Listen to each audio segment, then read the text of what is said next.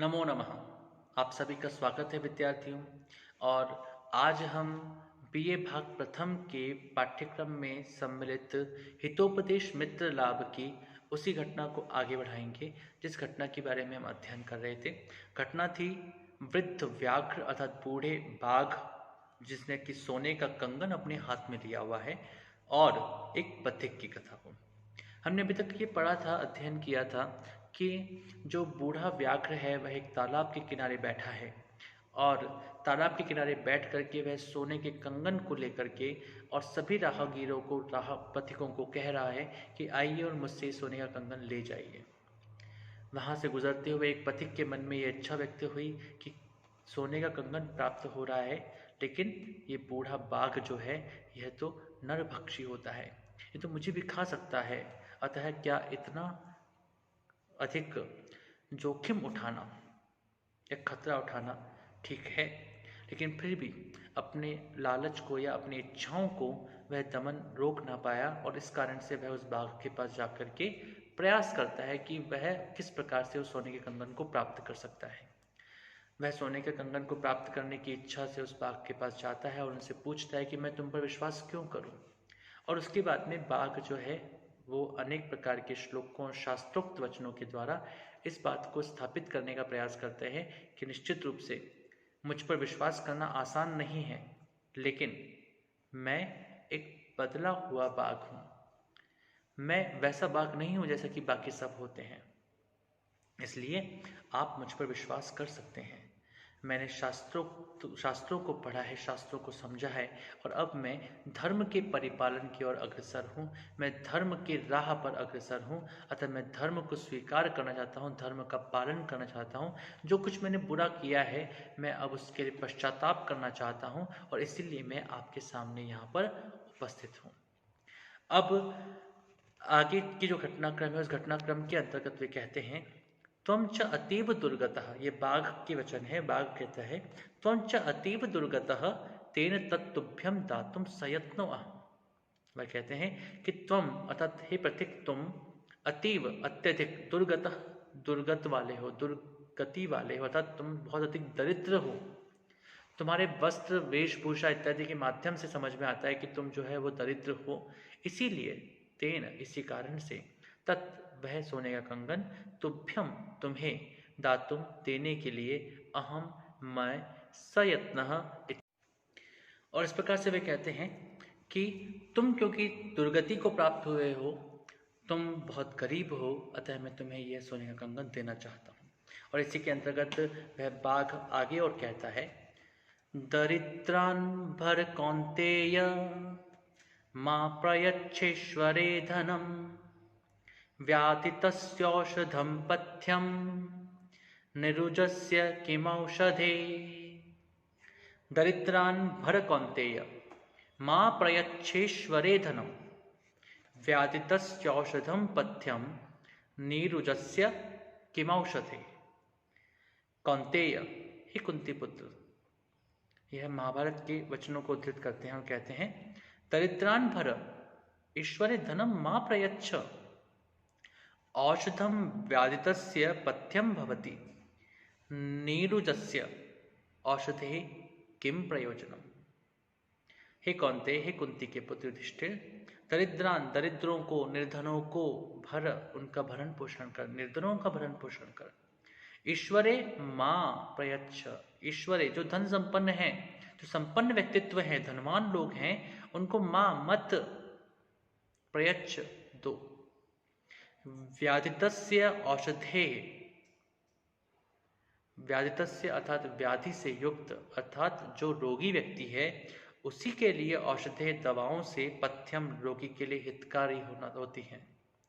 नीरुजस्य जो रोगहीन, जिसको रोग ही नहीं है, उसके लिए उन औषधियों का क्या लाभ? उसे देना चाहिए जिसको आवश्यकता हो। जिसको आवश्यकता नहीं है उसको देना व्यर्थ हो जाता है। और यहाँ पर जो बाघ है वे इस शास्त्र वचन के द्वारा उस पथिक के बुद्धि और हृदय को एक प्रकार से ये मान सकते हैं कि उस सोने के कंगन के प्रति अत्यधिक लालायित कर रहा है। क्योंकि बाघ यहाँ पर बताना चाहता है कि भाई तुम बहुत करीब हो, तुम बहुत कष्ट में हो, तुम्हें इसकी आवश्यकता है। और इसीलिए शास्त्र भी कहते हैं कि उसको दो जिसको आवश्यकता हो। हे पथिक, क्या तुम्हें इसकी आवश्यकता नहीं है? अब वह जो गरीब, जो दरिद्र पथिक है, उसके मन में बार बार ये बात चल रही है कि ये बाघ कितनी अच्छी बात करता है, ये बाघ कितना अच्छे से बता रहा है कि निश्चित रूप से उसको देना चाहिए जिसको की आवश्यकता हो, और मुझे तो इसकी आवश्यकता है। मैं अपने परिवार को भरण पोषण के लिए इसको आवश्यक समझता हूँ। तो यहाँ पर उस महाभारतीय कथन को उद्धृत करते हुए जो बाघ है, वह बाघ कहता है कि हे युधिष्ठिर, दरिद्रों का पालन करो, धनवानों को धन मत दो, क्योंकि रोगों को ही दवा पूर्ण करती है, रोगी की को ही दवा पूर्ण करती है, निरोगी को औषध देने से कोई लाभ नहीं है। इसके पश्चात अगले श्लोक में वो और इस बात को पुष्ट करने के लिए कहता है, दातव्यम इति यद्दानम दीयते अनुपकारिणी देशे काले च पात्रे च तद्दानं सात्विकं स्मृतम्। दातव्यम इति यद्दानं दीयतेनुपकारिणी देशे काले च पात्रे च तद्दानं सात्विकं स्मृतम्। दातव्यम इति बुद्ध्या यद्दानम, इसका अन्वय होगा दातव्यम इति यद्दानम देशे काले च अनुपकारिणी पात्रे च दीयते तद्दानम सात्विकम स्मृतम।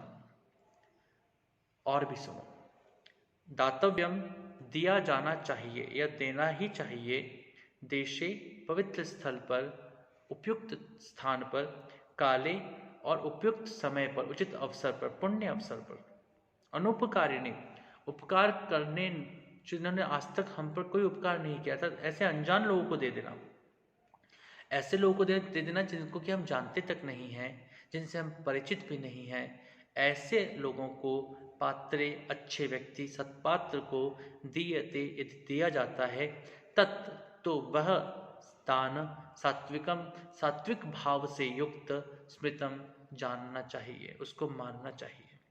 तत्व कहते हैं कि कोई दान दिया जाना चाहिए, कोई दान देना चाहिए।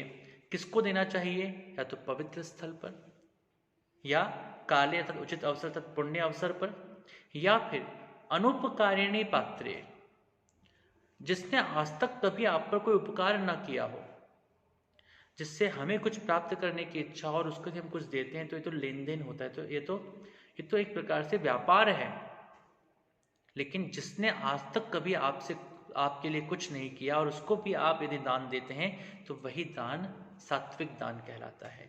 तो हे पथिक, मैं तुम्हें नहीं जानता, लेकिन मुझे लगता है कि तुम इस सोने के कंगन का सही उपयोग करोगे, अपने परिवार के लिए, अपने आवश्यकताओं के लिए इसका उपयोग कर सकोगे, इसलिए मैं तुम्हें देना चाहता हूँ। और यह अवसर भी उचित है, यह स्थान भी ठीक है, और निश्चित रूप से तो तुम पात्र भी उचित हो कि तुम्हें इसकी आवश्यकता है, अतः तुम इसे स्वीकार करो और अपने परिवार के लिए इसका उपयोग करो। और मैं ये मानता हूँ कि यह एक सात्विक दान ही कहलाएगा। तो इस प्रकार से हम देखते हैं कि जो बाघ है वह अनेक शास्त्रोक्त वचनों के द्वारा, शास्त्रों की बातों के द्वारा उस पथिक को, उस सोने के कंगन को स्वीकार करने के लिए लगातार आकृष्ट कर रहा है, उसे कह रहा है, उसको एक प्रकार से उसकी लालसा को और अधिक बढ़ा रहा है। और पथिक के मन में भी ये बात धीमे धीमे अब आने लगी है कि कितना अच्छा बाघ है, ये बाघ कितनी अच्छी अच्छी बातें करता है, कितनी शास्त्रोक्त बातें करता है, शास्त्रों का कितना अच्छा जानकार है, इससे मुझे कोई हानि नहीं है, मैं इस पर विश्वास कर सकता हूँ। तो यहाँ पर वह बाघ कहता है उसके बाद में, तद अत्र सरसी स्नात्वा सुवर्ण कंकणम गृहाण। इसीलिए अत्र, यहाँ पर जो पीछे की तरफ में सरसी जो तालाब है, उस तालाब में स्नात्वा स्नान करके, सुवर्ण कंकणम, इस सोने के कंगन को गृहाण, तुम ग्रहण कर लो। हे पथिक, अब अधिक विचार मत करो, अब अधिक चिंतन मत करो। देखो मैंने तुम्हें कितनी अच्छी अच्छी बातें बताई हैं, और क्या तुम्हें लगता है कि मैंने कोई तुमसे गलत बात की है? मैं तो यहाँ पर सोने का कंगन किसी भी अनजान व्यक्ति को देने को तैयार हूँ, लेकिन मुझे लगता है कि तुम्हें इसकी अत्यधिक आवश्यकता है, इसलिए तुम मुझ पर पूर्णतया विश्वास कर सकते हो। और हे पथिक, अब मैं तुमसे इतना ही कहना चाहता हूँ कि तुम तो जाओ, इस तालाब में स्नान करो, स्नान करके सोने का कंगन मुझसे ग्रहण कर लो। स्नान करने की बात भी वह इसलिए कहता है कि मैं खुद भी स्नान किया हुआ हूँ। वह बाघ कहता है कि मैंने स्वयं भी स्नान किया है, और जब भी हम कोई अच्छा कार्य करते हैं तो इस अच्छा कार्य हमें स्नान करके, अपने शरीर को शुद्ध करके ही करना चाहिए।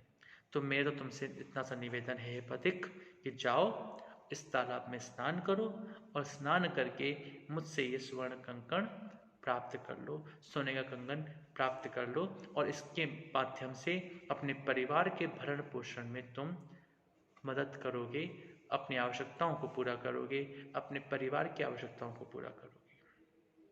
तो यहाँ पर आकर के ये बाघ है जो है इस तरह की बात कहता है, और इसके अग्रिम जो अंश है उस अंश को हम लोग अगले पाठ में अध्ययन करेंगे। आप सबका बहुत बहुत धन्यवाद। बहुत ही रोचक कहानी है, आप इसको आगे भी के अंश में भी सुनिए और इसको भी पढ़ने का प्रयास करें। ये हितोपदेश एक ऐसा ग्रंथ है विद्यार्थियों जो कि हमें बहुत कुछ सिखाता है। आपको अपने जीवन में कब कैसा निर्णय करना चाहिए उसके बारे में शिक्षा प्रदान करता है, सीख देता है। तो आज के लिए इतना ही, हम अगली कक्षा में फिर मिलेंगे। नमो नमः, शुभम भवतु, पुनर्मिलामः।